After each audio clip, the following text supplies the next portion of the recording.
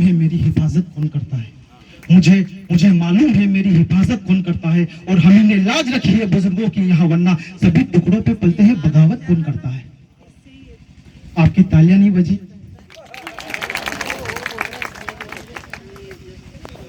तालियां नहीं बजने का दो ही कारण है, या तो आप मुझे स्वीकार नहीं कर पा रहे हैं या आपका मन कहीं और है। हमारे आराध्य भगवान परशुराम के चरणों में शत नमन। सम्मानीय मन, सम्मानीय सदन, जैसा कि मुझे आदेश मिला है कि संक्षिप्त में अपनी बात कहने का। ये दुनिया बड़े भयावह दौर से गुजर रही है। सभी को बोलना है लेकिन सुनना किसी को नहीं है, सभी को लिखना है लेकिन पढ़ना किसी को नहीं है। ये सोशल मीडिया का दौर है, लेकिन इस दौर में आप मुझे सुन रहे हैं, मैं आपके साहस को प्रणाम करता हूं। जैसा कि आदरणीय ने कहा, दो ही कपिल शर्मा है, लेकिन इस कपिल को बनाने के लिए आप लोगों का आशीर्वाद ही है। और जो मैं जो साहस कर रहा हूँ सार्वजनिक मंच से, क्योंकि जिस पेशे से मैं आता हूँ, सम्मानीय बटवाली, सम्मानीय जोशी जी, जिस पुल से मैं आता हूँ वो यहाँ विराजित है। मुझे पता है कि सार्वजनिक तौर पर किसी बात कही जाती, किसी बात नहीं की जाती, ये इसका एक प्रोटोकॉल है। लेकिन मैं ब्रह्म परिषद से करीबन 7-8 साल से जुड़ा हूँ, और इसीलिए पूर्ण रूप से जुड़ा हूँ क्योंकि यह संस्कार की बात करता है, यह विचार की बात करता है, यह समस्या नहीं समाधान की बात करता है। वो कहते हैं कि सुख दुख के हर दौर में गुजारे तो सभी जाएंगे, सुख दुख के हर दौर में गुजारे तो सभी जाएंगे, परिंदों की तरह गवारे तो सभी जाएंगे। हमें यही सोचना है। आज मैं वर्तमान परिप्रेक्ष्य की बात कर रहा हूं, वर्तमान परिस्थिति की बात कर रहा हूं।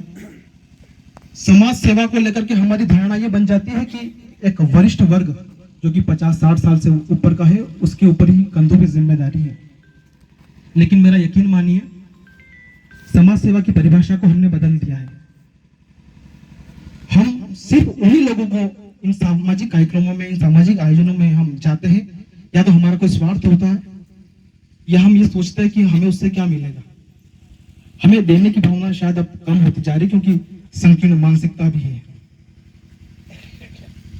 मैंने करीबन 4 साल से मैं वर्तमान में सक्रिय पत्रकारिता में जुड़ा हुआ हूं, तो मुझे एक बात मैंने ये नोटिस की, बात एक को मैंने अनुमान लगाया है कि वर्तमान परिस्थिति में हमारे अंदर जो है धैर्य का जो कहते हैं तत्व है, वो कम होता जा रहा है।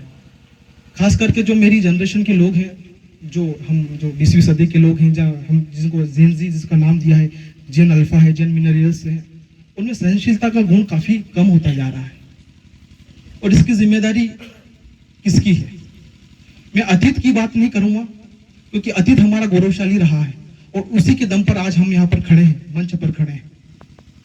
हमारे अतीत ने तो हमें यह सिखाया कि स्तमया वरदा वेद माता प्रचोदयन्तम पावमानि दिव्यानम आयुः प्राणम प्रजां प्रचुर कीर्तिं दैवणम ब्रह्म वत्सम मय्यं तत्ता विलित ब्रह्मलोकम।